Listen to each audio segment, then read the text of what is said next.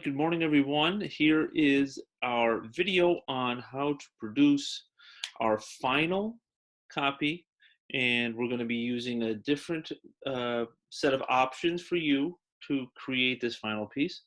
The first thing, as you can see on my screen, is Canva. We should have some familiarity with Canva, and you should have familiarity with all the options I'm going to give you. But one of the big ones here is Canva, and one that I truly really love because one, it saves automatically just like Google Drive. Very, very easy interface to use, drag and drop for the most part. And again, if you're out and about, you can access it anywhere. All right. So the first thing we want to do, if we go to Canva, is type in the word letter. L-E, hello, there we go. And letter is what you want right here, okay? And with letter, you're going to get this blank 8.5 by 11 size, and that's what we want right there. So if I click this, it's going to put me in a new tab. I already have one kind of up and running right here. Now, you might say, well, this is going to be tough. I'm going to build a storybook aspect out of nothing. Well, they have these templates, and once again, these templates are great for certain things, like a Santa letter, or like if you're writing to a teacher, a professor, a business, or whatnot. But what I like about this is right here you have text down here, and if I click here, they have different text boxes. So large, gigantic, and once again, you can change all these later, but a large heading, a subheading, and a little bit of body. This is where you want to live for your body of your text. Right? And once again, if you did that rough copy, it's just a copy and paste in. So I click this, and what I want to do is I want to expand this box to how I see fit. Okay, and if you think about how, you can hit enter a couple times to get all these measurements here, these ways to adjust the size of your text box. So if I'm thinking like a book, a lot of people have, a column of text, and if I don't want to add that, I can take this down, I can click, I can move this anywhere I need to move it. Okay, so if I have something that, and I want to make this box longer, just hit enter a bunch of times. All right, and remember, to hit delete to get rid of it, and I would copy and paste in all my text right here. Now, again, if I go to photos, if let's say I am writing my story about the Civil War or civil rights or whatnot, that might not. Oh, here's a picture of it's a pro, but so once again, you have the pro ones. Maybe that's not something that would work. If I said civil rights, let's see if I went to, now once again, I'm not saying Civil War, you just stop or end. You would want to just, you can go to Google and find that as an option as well. So Google Images and all that. Once again, we're not selling these, so you can use what you want to use, and don't worry about copywriting right now because we're not technically selling them. All right, we can talk about that later. So let's say I have a judge and a ruling on the civil rights. Maybe it's about Rosa Parks and the ruling she got. So think about where text is in relation to a image. So if I have my text here, I can add and copy paste, and I can add as many text boxes as I want to underneath my images and all that. And this is why I think Canva is one of the better options. Now, once again, you might disagree, but it's a great option. Now, the backgrounds, once again, of your pages, you can obviously change that to fit the mood of your story. All right, some of these, once again, are pro. Some of them are free. Okay, there's a little texture there. That would be a cool looking book right there. All right, and then the beautiful thing about this is you just click right here, add new page, and it's going to give you what you've already established. Now, obviously, you're free to change this, but it is something cool that they kind of say, all right, you pick this, let's keep it rolling. Again, you can change that if you wanted to, and you just scroll back up to see where you are. But and also don't forget, hey, oh my gosh, I need to add um, a book cover, right? I want my cover page. Well, once again, you can duplicate pages, okay, and you can add notes if you want to add a note or whatnot.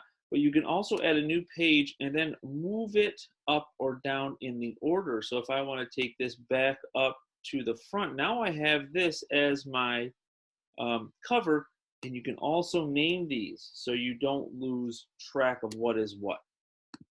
So if I wanted to name this cover, there you go. I have my cover. There's my page 2. If I want to move this underneath this page, like say, oh, I put it out of order, you just hit these kind of little carrot looking arrows, and now I have a different order altogether. All right, so that's Canva. Very, very straightforward. You know exactly some of the parameters and some of the things you can and cannot do with it, but it's very, very, very flexible and one of my favorite tools. The other one that I wanted to show you very quickly is another one you have very good experience with, is if I hit Command Spacebar and I type in iBooks Author, okay? If I click iBooks Author, you should be very familiar with these. We used this for our Explorers project. And now that you have your laptops at home, you can work on this at any time you want. The tough part at school back in November was that you had to do all the work in school because you couldn't take your laptops home at that time.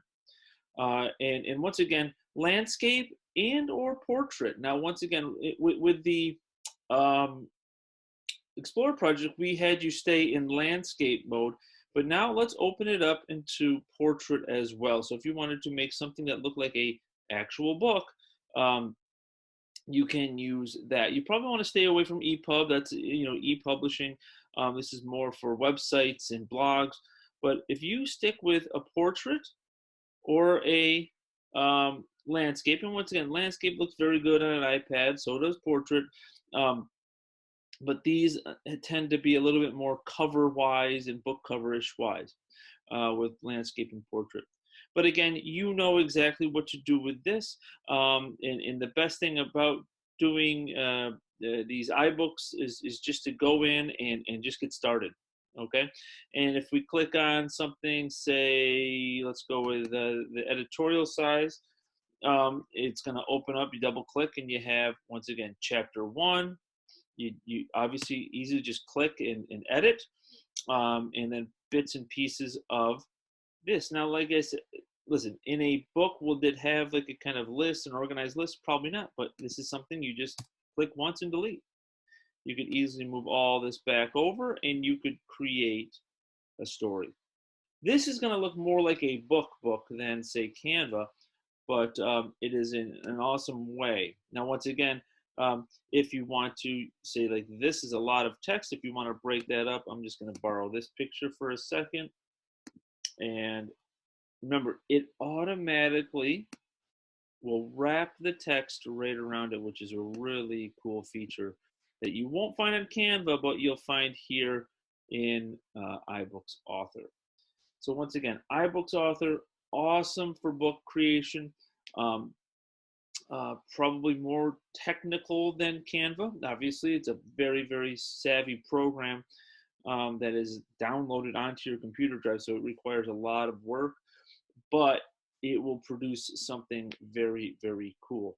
Now, once again, when you want to take a look at what it looks like, you hit the preview, and it's going to take me to a full screen of what I have created. And here we go. So, and then I just scroll with my mouse pad and I can see what I've already created. These, once again, will look very, very nice on an iPad, look very nice on your laptop as well. And here's some of the other ones we had worked on in class. So I'm going to wrap this video up very quickly. iBooks Author, Canva, 2 excellent, excellent options. If you find a third, a fourth, a fifth, pitch it to me, show it to me, prove it to me that it works great with books, and I'll say go for it. All right. So take a chance with some of these. Explore finding images from Google Images. Remember that we're trying to keep the images, if it does involve war or anything like that, school appropriate. So please, please, please keep that in mind when searching. All right. All right, folks, very excited to see what you guys produce. You are one of the most creative classes I've ever had. So hopefully, once again, you put that to good use and really come through with some amazing work. All right, everyone, that is all I got. And thanks for watching. Bye-bye.